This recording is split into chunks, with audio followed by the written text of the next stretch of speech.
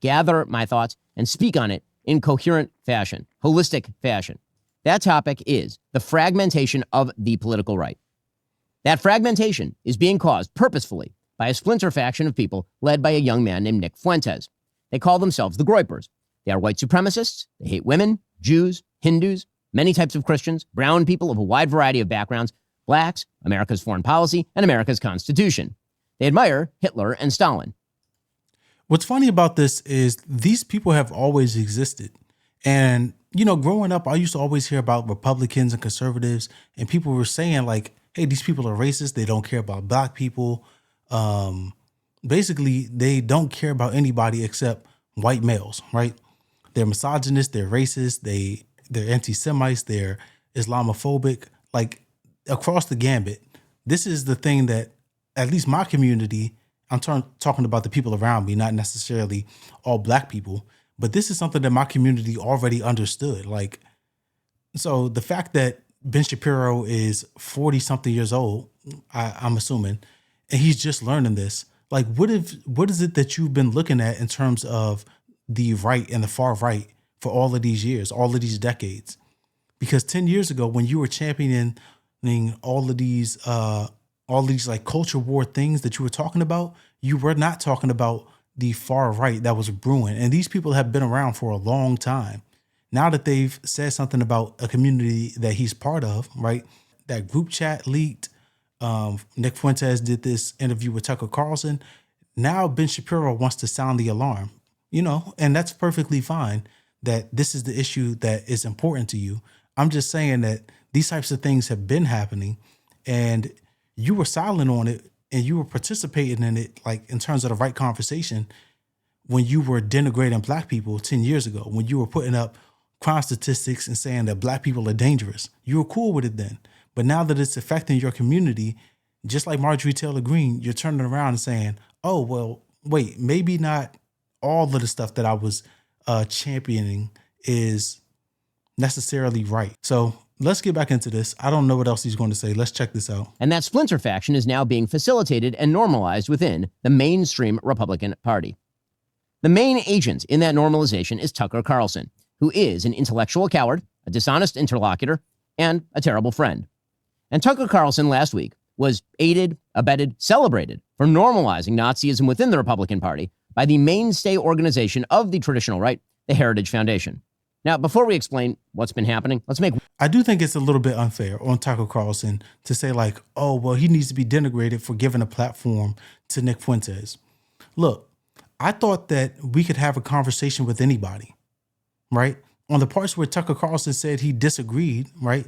Tucker Carlson said, hey, I don't believe that it's all Jewish people. I think that there's an issue with our foreign policy in Israel and all of this stuff. But he very specifically pushed back that it was people of a certain faith or people of a certain race that were to blame, which Nick Fuentes, he believes that.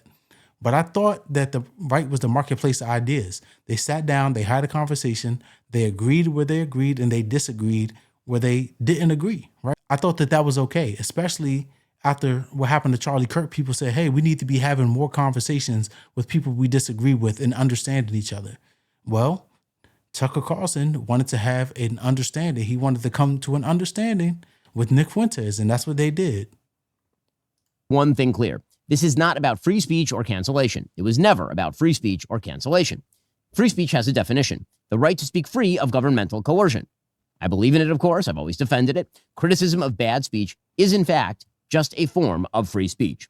Cancellation also has a definition: the banning of particular people, including people like Nick Fuentes, from platforms like X or Facebook. I believe that Nick Fuentes is odious and despicable, but I've never called for his cancellation. And in fact, I've called for his restoration to those services, despite the fact that I think he's odious and despicable. It is not cancellation to draw moral lines between viewpoints. In fact, we used to call that one of the key aspects of conservatism. It is not cancellation. Yeah, I'm inclined to agree there. It's not cancellation just because you tell somebody, shut the fuck up, I don't want to hear what you have to say. Like, you're allowed to say it, but I don't have to listen to it. And I made the same argument back when they were having the Mehdi Hassan versus 20 far-right conservatives. And there was the guy on there was like, oh, I'm a fascist.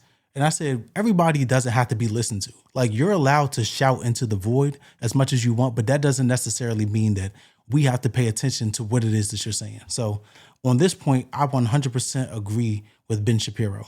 To refuse to signal boost Hitler's supporters like Nick Fuentes. It is not cancellation to criticize Tucker Carlson for rhetorically fluffing Nick Fuentes and other anti-American crackpots.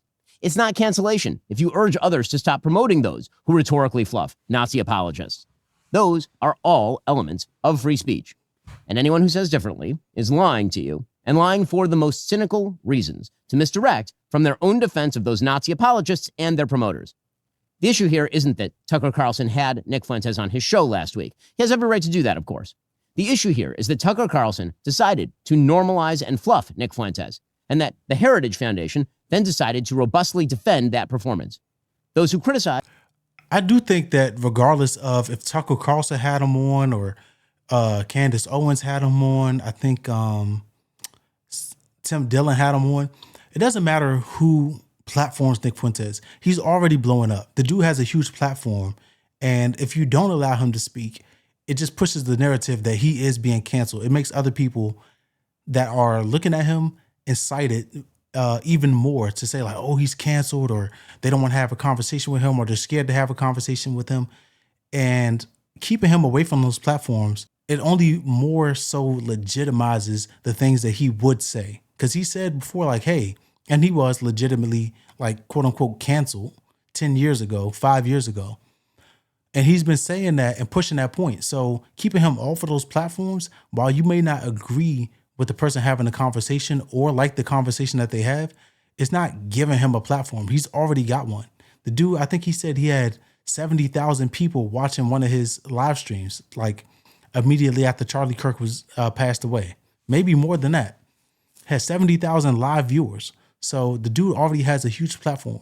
I went and checked them out on Rumble. 435,000 subscribers on Rumble, a platform I never even heard of until Nick Fuentes came on my radar, right?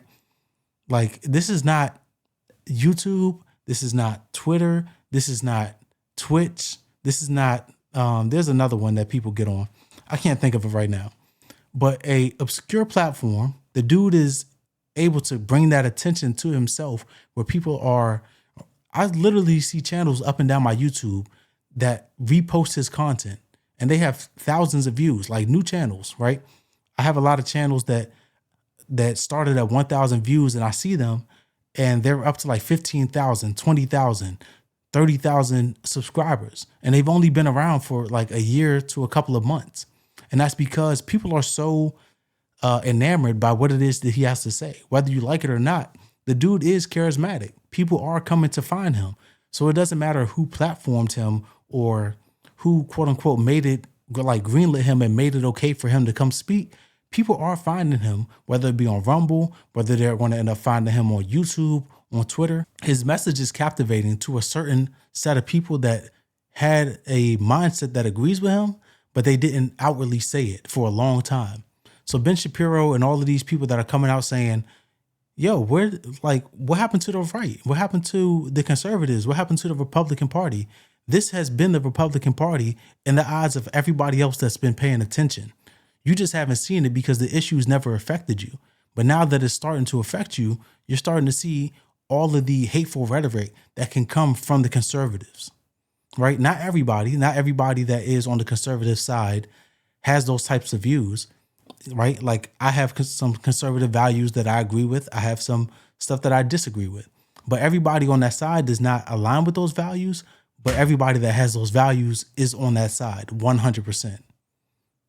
As both Tucker and Heritage aren't canceling, they are quite properly drawing a moral line. So, for those who don't understand what's going on, let's begin with Nick Fuentes. Now, as I mentioned, last week, Tucker Carlson had on Nick Fuentes. Fuentes is a 27-year-old man who's dubbed himself the leader of a movement called the Groypers. He has a large audience of alienated young white men in particular, and he's earned increased media attention over the course of the past few years, especially over the last year. Now, from Tucker Carlson's interview, you might have gathered that Fuentes has some borderline views on race, a peculiar obsession with what he calls organized Jewry, and a rather sad relationship with the female sex.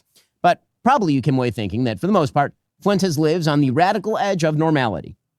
You think that if you watch the interview, because Tucker Carlson decided that it was important not only to host Fuentes, but to smooth over his views, water them down, and make them far more palatable to a normal audience. As we'll discuss in a bit, this is...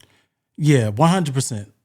The interview with Tucker Carlson was a very softball interview. Like I said, he pushed back on the notion that it was quote unquote all Jews, but Nick Fuentes definitely has said more egregious things than what he said in that interview. And Tucker Carlson didn't really get into them, right? One of the things he said was I'm a fan of Joseph Stalin. Tucker Carlson said, hey, we're going to get back to that. They did not get back to that. So he got to get on there and basically give a backstory, start to spread some of his ideas, but he didn't get really any negative pushback from Tucker Carlson.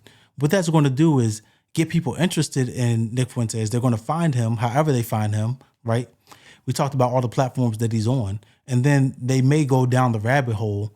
And, if they like his views, they're going to follow them. If they don't like them, they're going to reject them. So like I said, it doesn't matter if you platform him or don't platform him. The people that want to find him, the people that are looking for that type of content, they're going to eventually come across it. Whether he's on Tucker Carlson, whether he's hidden on Rumble and canceled on X, whatever it is, people are going to find what it is that they're looking for if they look hard enough.